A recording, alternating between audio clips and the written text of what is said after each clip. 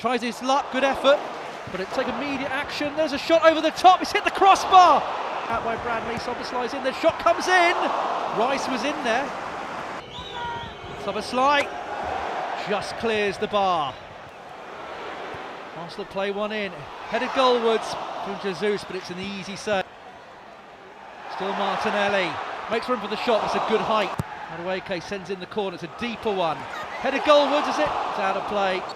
There goes the final whistle, and it's finished here at the Emirates. Arsenal 0, Liverpool 0.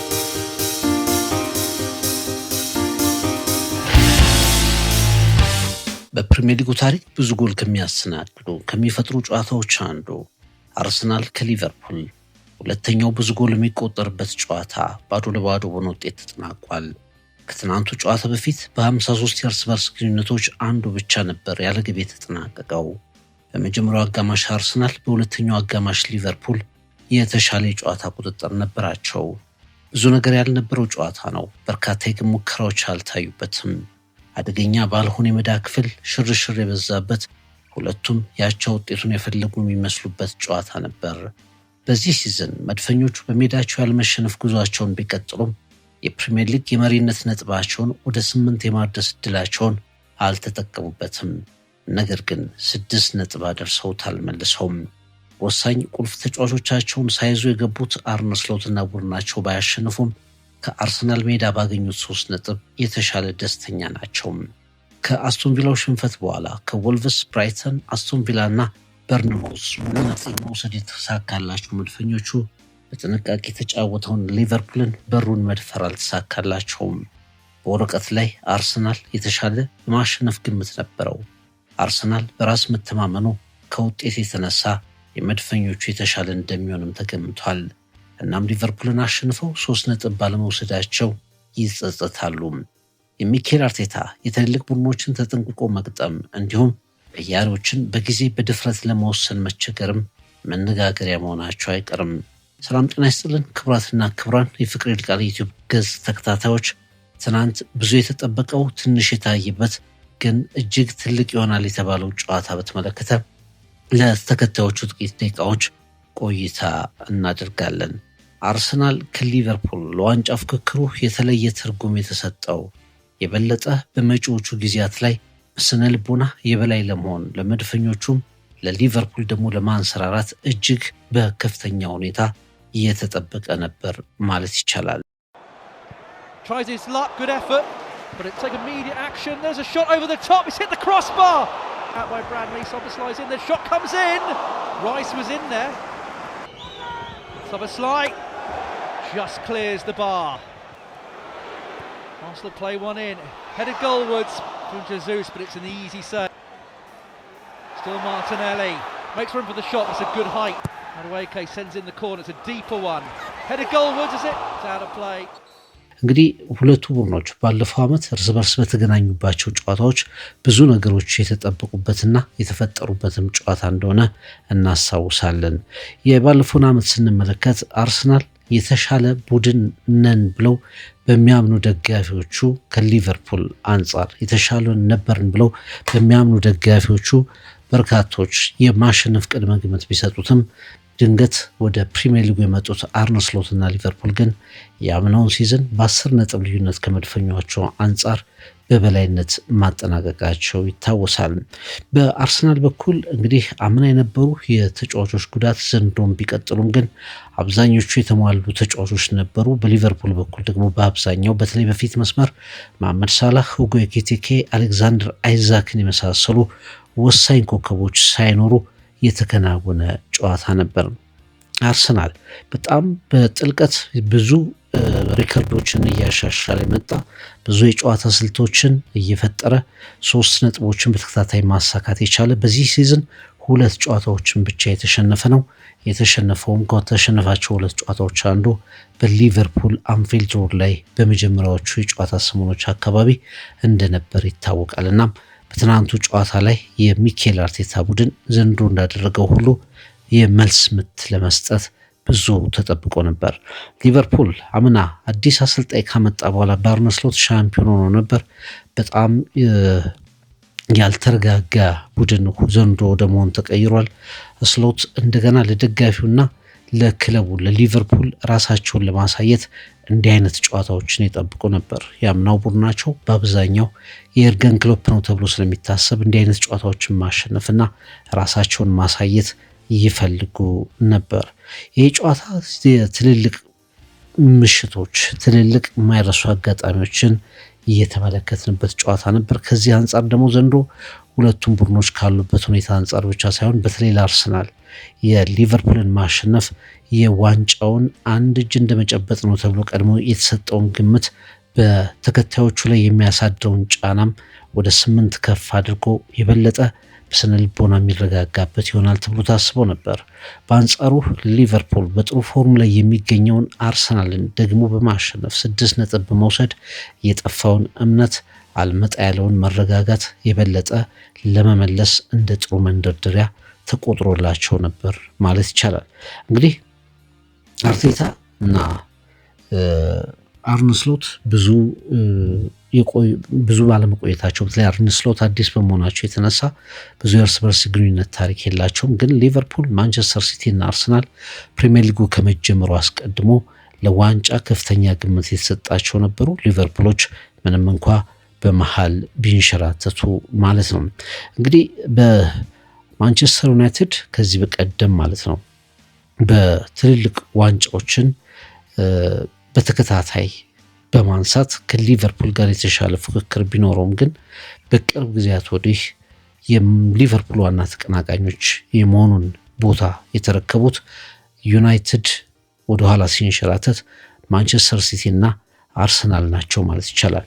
ነገር ግን የአርሰናልን ከ22 ዓመት በኋላ ዋንጫ የማንሳት ህልም እንደገና ለመሞገት ከፍተኛ ግምት የተሰጠው ማንቸስተር ሲቲ 3ኛ ተከታታይ ነጥቡን መጣሉን ተከትሎ ሊቨርፑልን አርሰናሎች አሸንፈው የዋንጫ ፉክክራቸውን የበለጠ ደማቅ ያደርጉበታል ተብሎ የተጠበቀው ጨዋታ በባዶ ለባዶ በሆነ ውጤት ተጠናቋል። ስቲል መድፈኞቹ የፕሪሚየር ሊግ አናት ላይ ይገኛሉ። የቻምፒየንስ ሊግ አናት ላይ ይገኛሉ። ፕሪሚየር ሊጉን በ6 ነጥቦች ይመራሉ። አሁንም የተሻሉ የዋንጫ እድል ብቻ ሳይሆን በዋናነት በሰፊ ልዩነት የፕሪሚየር ሊጉን ዋንጫ ለማንሳት አሁንም ግምት እንዲሰጣቸው አድርጓል ማለት ይቻላል። በሁለተኛው አጋማሽ ላይ የነበረውን ነገር የተመለከቱ በርካታ የእግር ኳስ ተንታኞች አርሰናል ያገኘውን 1 ነጥብ የበለጠ አርንቀው ተወጥተዋል። ምክንያቱም ሊቨርፑል በጣም ቁርጠኛ ሆኖ የቀረበበት በተለይ በሁለተኛው አጋማሽ የረፍት ሰዓት ላይ የአርነ ስሎት ለተጫዋቾቻቸው የነገሯቸው ነገሮች ሜዳ ላይ የሰራበት አርሰናል ሁለተኛው አጋማሽ ላይ ሞር ነርቨስ ሆኖ የተመለከትንበት እና ጎሎችን ለመፍጠርም ጨዋታን ለመቆጣጠርም ትንሽ የዘገየበትን አጋጣሚ እናስታውሰዋለን። እንግዲህ በማንቸስተር ሲቲ እና በአርሰናል በኩል ያለው የነጥብ ልዩነት 8 ይሆናል ተብሎ ተጠብቆ ነበር፣ ግን ወደ 6 ዝቅ ብሏል። ወይም ደግሞ ከ5 ወደ 6 ከፍ ብሏል። ከተጠበቀው 8 ነጥብ ደግሞ ወደ 2 ነጥቦች አንሷል። አርሰናልም ልክ እንደ ማንቸስተር ሲቲ 2 ነጥቦችን ድሮፕ ያደረገበት ሆኗል ብለን መናገር እንችላለን። ሚኬል አርቴታ ዘንድሮ አብዛኞቹን ጨዋታዎች የሚወጣበት መንገድ በጣም የሚደነቅ ቢሆንም ግን በዚህ የሊቨርፑሉ ጨዋታ ላይ ግን መጠነኛ ጥያቄዎችን መጠየቃችን አይቀርም። አንደኛ ሊቨርፑል በመጀመሪያው አጋማሽ በጣም ዶፕ አድርጎ በተጫወተበት አርሰናል ግልጽ የሚባሉ ሙከራዎችን መፍጠር ያልቻለበት ምክንያት አንዱ አሰልጣኙም ሊጠየቅባቸው ከሚገቡት ነገሮች መካከል አንዱ ነው። አርሰናል ቡድኖች ወደ ኋላ ፍግፍገው ሲከላከሉ ሀሳብ አልባ ይሆናል። አርሰናል ዶሚኔሽን ነበረው። በመጀመሪያው አጋማሽ ፍጹም የበላይ ይመስል ነበር። ብዙ አልተቸገረም፣ ነገር ግን እድሎችን አልፈጠረም። እንደውም በመጀመሪያው አጋማሽ ኮነር ብራድሊ የሞከራት ኳስ እጅግ አደገኛዋ በ90 ደቂቃ ውስጥ ለጎል የቀረበችው ትልቋ ሙከራ ነበረች ማለት ይቻላል። አንዳንድ ጊዜ ሚኬል አርቴታ የተለመዱ ነገሮችን ፓተርኖችን ብቻ የማመኑ ነገር፣ ለምሳሌ በጨዋታው ላይ በጣም ጥሩ ያልነበሩ ተጫዋቾችን ለረጅም ጊዜ ማቆየት እንደ ቪክተር ኮሬሽ፣ ራሱ ኦዴጋርድ እና ሌሎችንም ተጫዋቾች በከፍተኛ ሁኔታ ሜዳ ላይ የማቆየት ነገሮችን ለመቀየር አለመፍጠን፣ አለመወሰን፣ ሮቴሽን በአርሰናል በኩል በጣም ሮቴሽኖች ዘንድሮ እየተተገበሩ እንደሆነ ይታወቃል። ነገር ግን አንዳንድ ተጫዋቾች እንደ ኤዚ አይነት ተጫዋቾች ፍጹም ከጨዋታ ስለራቁ በእንዲህ አይነት ጨዋታዎች ላይ ድንገት ሲገቡ ምንም አይነት የቡድን መዋሃድ ወይም እንቅስቃሴ የክፍተት ችግር እንዳለባቸው እንድንረዳ አድርጎናል እና አርሰናል በዚህ ጨዋታ ላይ እንግዲህ ወሳኝ የሚባሉ 2 ነጥቦችን ድሮፕ ቢያደርግም ግን ሊቨርፑል በሁለተኛው አጋማሽ ከነበረው የበላይነት አንጻር ሜዳ ላይ ጨዋታውን ከመቆጣጠሩ አንጻር አርሰናል በአንድ ነጥብ ማግኘቱ ብዙ ሊያስከፋው አይገባም የሚሉ ሀሳብ ሰጮች አሉ። ኤምሬትስ ላይ ነው ጨዋታው የተከናወነው። ሲጀምር በጣም ደማቅ ድባብ ተመልክተናል። አርሰናል ሊቨርፑልን እንዲበቀል የሚፈልጉ ደጋፊዎች በተለይ አምና ኤምሬትስ ላይ ዋንጫ ባነሱበት ሲዝን ላይ ሚኬል አርቴታን ሁልጊዜ ብራይድስመን ሙሽራ የማይሆን ሁልጊዜ ሚዜ የሚል በጣም በምስል ጭምር የታጀበ እጅግ የአርሰናል ደጋፊዎችን ያበሳጨ ምስል ይዘው መውጣታቸውን እናስታውሳለን እና ይሄ የኤምሬትሱ ጨዋታ ዘንድሮ ጥሩ በሆነው ቡድናቸው ሊቨርፑል ምላሽ እንዲሰጥበት የአርሰናል ደጋፊዎች ጠብቀው ነበር። በጣም ድንቅ ድባብ የሚባል ነበር ማለት ይቻላል። ቀደም ሲል እንዳልኩት አምና አርሰናል ከሊቨርፑል የተሻለ ነው ብለው የሚያምኑ ደጋፊዎች ቁጥር በጣም ብዙ ነው፣ ግን ሁለተኛ ሆኖ ነው ያጠናቀቀው። ሊቨርፑል በ10 ነጥቦች ከላይ ሆኖ ነው ፕሪሚየር ሊጉን 20ኛ የፕሪሚየር ሊግ ዋንጫውን ያነሳው እና ዘንድሮ ሊቨርፑልን በማሸነፍ ጭምር ያ አምና የተነጠቁትን ነገር እንዲክስላቸው ደጋፊዎቹ የጠበቁበት ጨዋታ ነበር ማለት ይቻላል እና ሊቨርፑል ሻምፒዮን ነበር። አርሰናል በቅርብ ርቀት የተከታተለበት ሲዝን ነበር አምናና ዘንድሮ ያንን ለመቀልበስ በሚደረገው ጥረት ውስጥ አርሰናል በደንብ እንዲያሸንፋቸው ከሚፈልጉት ቡድኖች መካከል ሊቨርፑል እንደሆነ በእርግጠኝነት የተጠበቀ ነበር። ድባቡም ያንን ያሳይ ነበር። የዘንድሮ አርሰናል ከአምና አንጻር የተሻሻለ ስኳድ ዴፕዝ አለው። በሜንታሊቲው ረገድ በጣም ጥሩ ነው። ዘንድሮ ሜዳው ላይ አልተሸነፈም። በአጠቃላይ በሲዝኑ 2 ጨዋታዎችን በፕሪሚየር ሊጉ ነው የተሸነፈው። 3 አቻዎች ነበሩት። የትናንትናው እንግዲህ 4ኛ አቻ ተደርጎ ይቆጠራል ማለት ነው። በሮቴሽንም ለተጫዋቾች ረፍት በመስጠትም የተወሰነ ቤስት 11 በቃ ሁልጊዜ ቋሚ ቤስት 11 ብቻ በመጠቀምም የነበሩበትን ችግሮች የቀረፈ ነበር ማለት ይቻላል። እንደ ዴክላን ራይስ፣ ቡካዮ ሳካ፣ ጋብሪኤል፣ ትሮሳርድ፣ ኦዴጋርድ አይነት ተጫዋቾች በቅርብ ጊዜያት ውስጥ ካሳዩት ነገር አንጻር ደግሞ ለዚህ ጨዋታ በጣም ብዙ እንዲጠበቁ አድርጎ ነበር። ቤንቹ ላይ ያሉት ተጫዋቾችም ከሊቨርፑል አንጻር በኳሊቲም በተለዋዋጭነትም ቦታዎችን በመሸፈንም የተሻሉ ሆነው ያደረጉት ጨዋታ ነበር ማለት ይቻላል። በአንጻሩ ሊቨርፑል እንግዲህ በጣም መጥፎ ጉዞ ነው። በጣም መንገራገጭ ያደረገ ቡድን ነው። 450 ሚሊዮን ፓውንድ አካባቢ ለአዳዲስ ተጫዋቾች ካወጣ በኋላ በተለይ ትሬንት አሌክዛንደር አርኖልድ፣ ኑኔዝ፣ ሉዊስ ዲያዝን ከሸጠ በኋላ በጣም በከፍተኛ ሁኔታ የሚቸገር ቡድን ብዙ ሲጠበቅ ግን ትልቅ ደረጃ ላይ ሲጠበቅ ሲቸገር በፕሪሚየር ሊጉ ነጥቦችን ሲጥል የተመለከትነው ቡድን ነበር። እንደ ቪትስ፣ ኢዛክ፣ ኬቲኬን የመሳሰሉ ተጫዋቾች በሚገባው ልክ ያልመጡለት ነበር። ራሳቸው አርነ ስሎትም የሚተቹ አሰልጣኝ ሆነው ነበር። የኤርገን ክሎፕን የያዙ የራሳቸውን ሲይዙ የተደናበሩ የሚባሉ አሰልጣኝ ሆነው ነበርና ቡድኑ በጣም በራስ መተማመኑን አጥቷል። ባይሸነፍም እንኳ ተከታታይ አቻ ውጤቶችን ያስመዘግባል እና አርነ ስሎት ይህንን ጨዋታ መነሻ አድርገውት እንደሚገቡ በእርግጠኝነት መገመት ይቻል ነበር። አርሰናል ዘንድሮ በጣም የተቸገረባቸው ጨዋታዎች አሉ። በእርግጠኝነት ከማንቸስተር ሲቲ ጋር፣ ከሰንደርላንድ እንዲሁ ከአስቶን ቪላ የመጀመሪያው ጨዋታ እና ከዛ በኋላ ከአስቶን ቪላ በኋላ ከመጡ በርካታ ጨዋታዎች ጋር በተያያዘ እንደ ወልቭስ፣ ብራይተን አይነት ተጋጣሚዎቹ ጋር ተቸግሮ የተመለከትንበት መንገድ አለ። ግን በፖሴሽን ይጫወታል፣ በቆሙ ኳሶች ኳስ ያስቆጥራል። አንዳንዴ በመከላከል ጨዋታዎችን 1 ጎል ብቻ አስቆጥሮ በመከላከል ኮንትሮል ጨዋታዎችን ይዞ ይወጣል። ከሴት ፒሶች በሚያገባቸው ጎሎች በጣም በከፍተኛ ሁኔታ አደገኛ የማጥቃት እንቅስቃሴዎችን ሲያደርግ ተስተውሏል። መጥፎ ተጫውቶ ግን የሻምፒዮንነት ጠባይ በመሆነው መልኩ ውጤቶችን ይዞ ሲወጣ ተመልክተናል። ሊቨርፑል በአንጻሩ እንግዲህ ብዙ እድል የማይፈጥር ስፔስ የማይፈጥር ጎሎችን የማያስቆጥር መከላከሉ የተጋለጠ የአምና ሊቨርፑል ጥላው እንኳ የጠፋ ሊቨርፑል ሆኖ ተመልክተናል። ግን ከቅርብ ጊዜያት ወዲህ ደግሞ ጥሩ በሚባሉ ቦታዎች ላይ መሻሻሎችን የሚያከናውን ሊቨርፑልን አይተን እናውቃለን እና ሁለቱ አሰልጣኞች በኤምሬትስ በጣም ታክቲካል በሆነ መንገድ ተፋጠው በእርግጠኝነት ጎሎች ይኖሩታል ተብሎ የተጠበቀ ግን ጎሎች ያልነበሩት ጨዋታ ሆኗል። በእንግሊዝ ፕሪሚየር ሊግ ታሪክ ሊቨርፑልና አርሰናል ሁለተኛው ብዙ ጎል የሚያስተናግድ ጨዋታ ነው። ብዙም አንረሳቸው ብዙ ሁነቶች፣ ብዙ ጎሎች፣ ብዙ ፍጥጫዎችን እየተመለከትንበት ነው ማለት ይቻላል። በፕሪሚየር ሊጉ በጣም ታሪካዊ ከሚባሉ ትንቅንቆች መካከል አንዱ እየሆነ መጥቶ ነበር። አሁንም ያንን ቀጥሏል ማለት ይቻላል። እንግዲህ ጨዋታው በጣም ጥቂት የጎል እድሎች የነበሩት ጨዋታ ነው። በሁለቱም በኩል ያን ያህል በርካታ የግብ ሙከራዎችን የተመለከትንበት ጨዋታ አልነበረም። ያን ያህል ኤንድ ቱ ኤንድ ከጫፍ እስከ ጫፍ ደጋፊው ለቀቅ ብሎ የሚመለከተው ክስተቶች የነበሩበት ጨዋታ አልነበረም። ለእኔ ሁለቱም ቡድኖች ከአቅማቸው በታች የነበሩ ናቸው። በተለይ ደግሞ አርሰናል ብዬ አምናለሁ።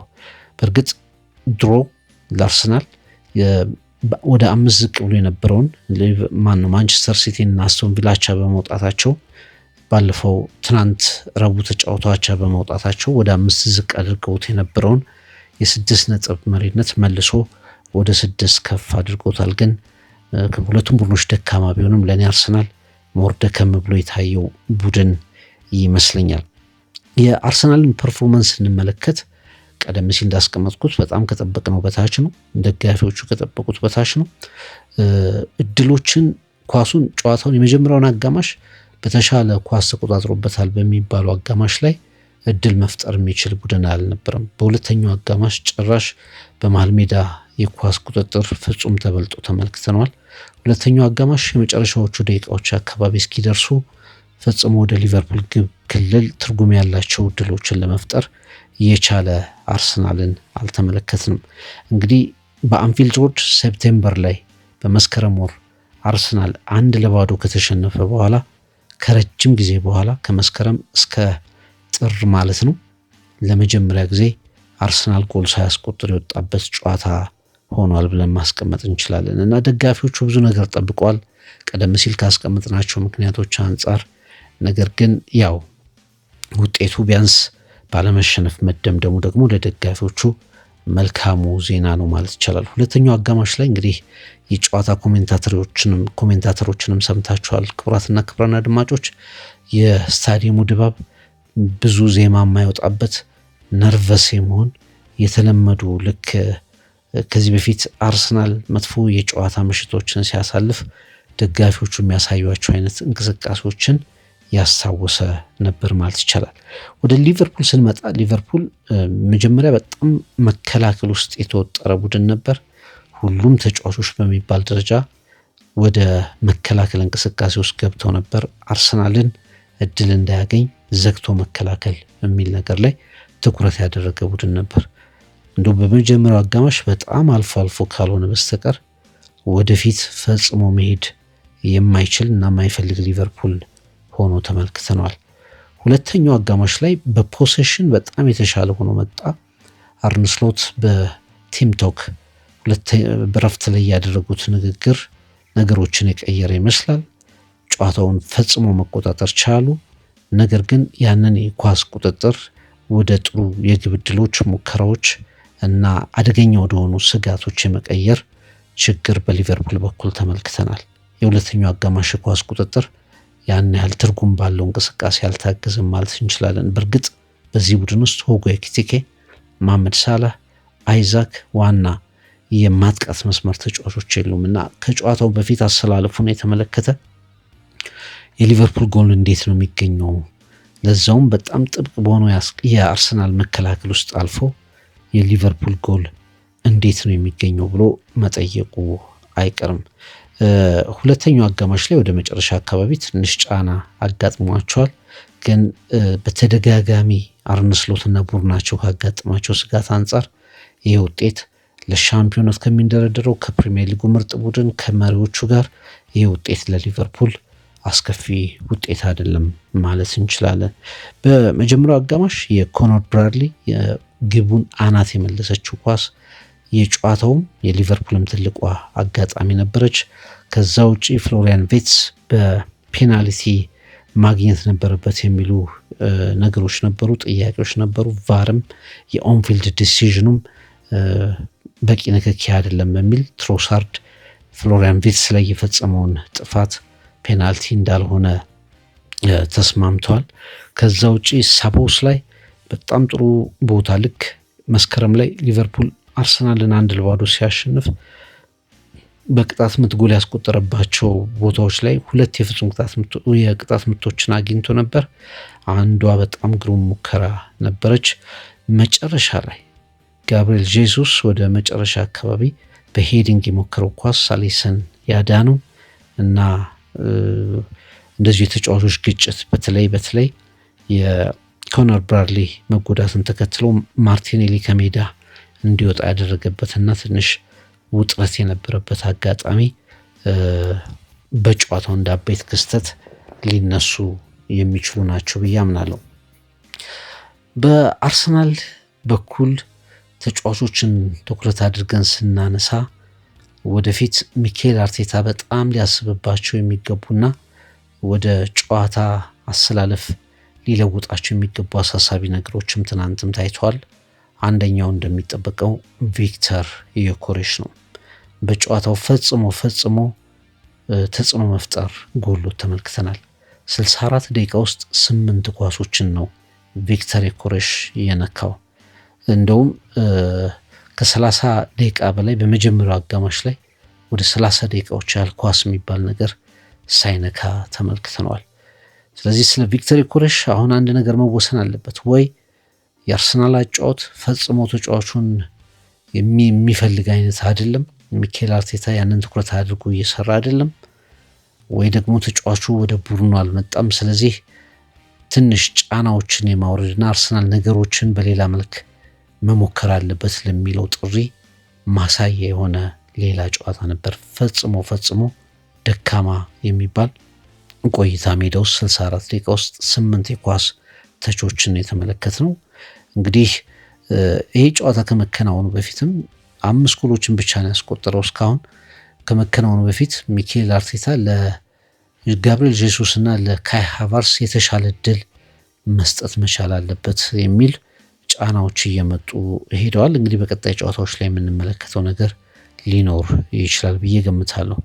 ቡካዮ ሳካ እንደዚሁ በጣም ጥሩ ተጫዋች ነበር በመጀመሪያው አጋማሽ ላይ። ሁለተኛው አጋማሽ ላይ ግን ሚኬል አርቴታ እንደ 1-1 በድፍረት ለመሄድ ወደኋላ የማይለው ከገባም በኋላ 2-3 አጋጣሚዎችን የፈጠረው ኖኒ ማዱኬን በቂ ሰዓት የመስጠት አጋጣሚዎችን ማሰብ ይኖርበታል የሚሉ ሌሎች ሀሳቦችንም ማንሳት የሚቻል ይመስለኛል።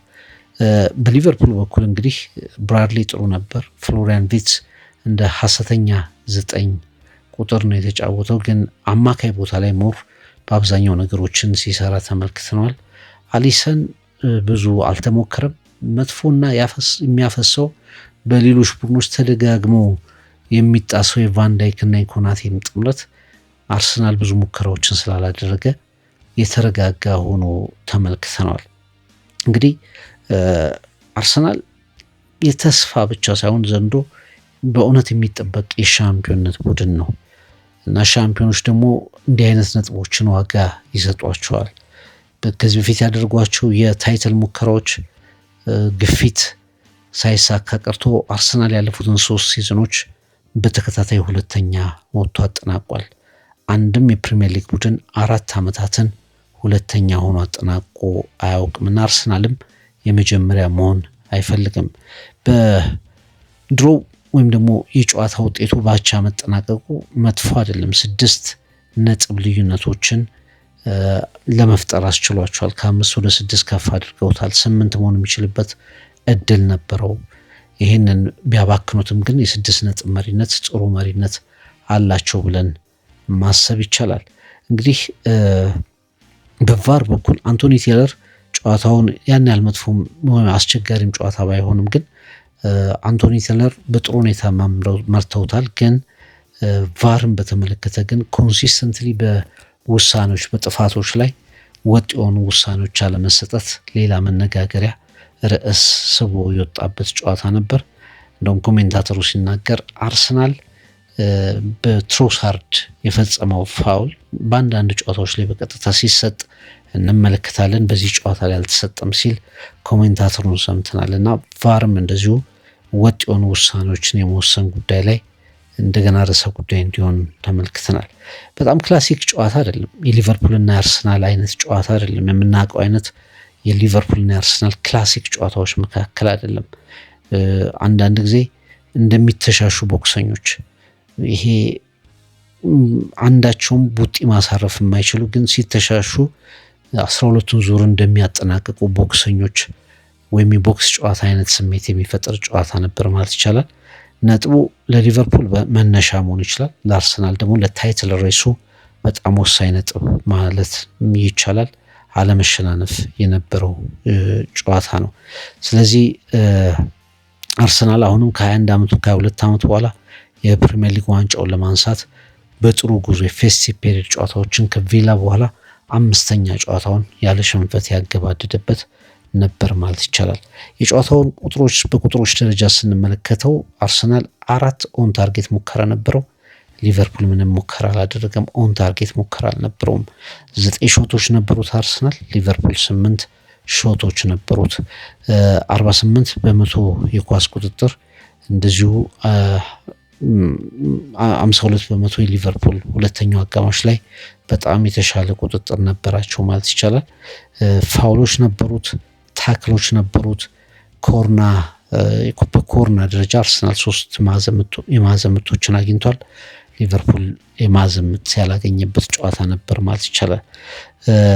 በአጠቃላይ ግን ለሊቨርፑል ደጋፊዎች መጥፎ ውጤት አልነበረም። ለአርሰናል ደጋፊዎችም በተለይ በሁለተኛው አጋማሽ ከነበረው ነገር አንጻር ባዶ ለባዶ መጥፎ ውጤት አልነበረም ማለት ይቻላል። ፖዚቲቭ ፐርፎርማንስ በሊቨርፑል ተብሎ ግን መገለጽ ይቻላል። የአርሰናል ደጋፊዎች ደግሞ ከነበራቸው መጠበቅ አንጻር ይህንን ጨዋታ አሸንፎ እድሎችን ሙሉ 100% ከመጠቀም አንጻር የነበሩት ሀሳቦች አለመሳካታቸው የበለጠ ሊያበሳጫቸው ይችላል። ግን ቡድኑ የመጀመሪያውን አጋማሽ ጥሩ ሆኖ ጨርሶ ሁለተኛውን አጋማሽ ተቸግሮ ተመልክተናል። ከሁሉ በላይ ደግሞ ሊቨርፑል ጎል የሚያገባበትን እድል መፍጠር እንዳይችል ማድረጋቸው ሁለተኛው አጋማሽ መከላከል የአርሰናሎች ጥሩ ሆኖ ግን ሳላህ፣ አይዛክ፣ ኤኪቲኬ የሌሉበትን ቡድን የበለጠ አጥቅቶ በጥሩ ሁኔታ ነጥብ ይዞ አለመውጣታቸው ግን ለአርሰናል ደጋፊዎች ትልቁ ጸጸት ነው ብሎ ማሰብ ይቻላል። ባለፉት 32 ጨዋታዎች በሁሉም ፊክስቸሮች ከወሰድነው ደግሞ ወደ 53 ጨዋታዎች ላይ ሁለተኛው ጨዋታ ብቻ ነው አርሰናል እና ሊቨርፑል ጎል ያላገቡበት ሁለተኛው ጨዋታ ብቻ ነው። ሚኬል አርቴታ ከአርነ ስሎት ጋር ባደረጋቸው 4 ጨዋታዎች በአንዱም አላሸነፍም። በ3ቱ አቻ ነው፣ በአንዱ ተሸንፏል። እና አርነ ስሎት በአለፉት 4 ጨዋታዎች ወደ ኤምሬትስ መጥተው ካደረጓቸው ጨዋታዎች በአንዱም ያላሸነፉ የመጀመሪያው አሰልጣኝ ሆኗል። አርቴታም እንደዚሁ ከስሎት ጋር ባለው ግንኙነት አንድም ጨዋታ ያላሸነፈው አሰልጣኝ ሆኗል ማለት ይቻላል። እና በጣም የተጠበቀ ጨዋታ ነገር ግን ብዙ ያልታየበት ጨዋታ ነበር ማለት ይቻላል። ሊቨርፑል ከአርሰናል እንግዲህ ትኩረታቸውን ወደ ሌሎች ያደርጋሉ። ዘንድሮ አርሰናልን አሸንፈው ነጥብ ወስደው መልሶ ነጥብ ያልወሰደባቸው ክለቦች መካከል ሊቨርፑል ከፊት የሚቀመጠው ክለብ ሆኗል ማለት ነው። በመጀመሪያው አሸንፎ 3 ነጥብ ወስዷል። ከኤምሬትስ 1 ነጥብ ወስዷልና ዘንድሮ እርስ በርስ ከነበራቸው ግንኙነት 4 ነጥቦችን ወስደዋል ቀዮቹ። በአጠቃላይ ግን በፕሪሚየር ሊጉ ታሪክ ብዙ ጎል ከሚያስተናግዱ ከሚፈጥሩ ጨዋታዎች አንዱ በታሪክም ሁለተኛው ብዙ ጎል የሚቆጠርበት ጨዋታ ባዶ ለባዶ ሆኖ ውጤት ተጠናቋል። እንግዲህ በመጀመሪያው አጋማሽ አርሰናል፣ በሁለተኛው አጋማሽ ሊቨርፑል የተሻለ የጨዋታ ቁጥጥር ነበራቸው። ብዙ ነገር ያልነበረው ጨዋታ፣ በርካታ የግብ ሙከራዎች ያልታዩበት ግን ደግሞ በማሸነፍ ደረጃ ደፍረው ሁለቱም ክለቦች ያልወጡበት ባቻ የተጠናቀቀ ጨዋታ ነበር። ሚኬል አርቴታ ጥሩ ቡድን ናቸው፣ ሊቨርፑል ጥሩ እንደሆነ እናውቃለን፣ ባለማሸነፋችን ብንበሳጭም ግን ውጤቱን መጥፎ አይደለም ሲል ገልጾታል። አርነ ስሎትም 3 ነጥብ ይዘን ባለመውጣታችን ተበሳጭተናል፣ ግን በደንብ ጨዋታውን ማኔጅ አድርገነዋል የሚል ሀሳባቸውን አስቀምጠዋል። ኤምሬትስ የተጠበቀው ጨዋታ አርሰናል ከሊቨርፑል ውጤት ባዶ ለባዶ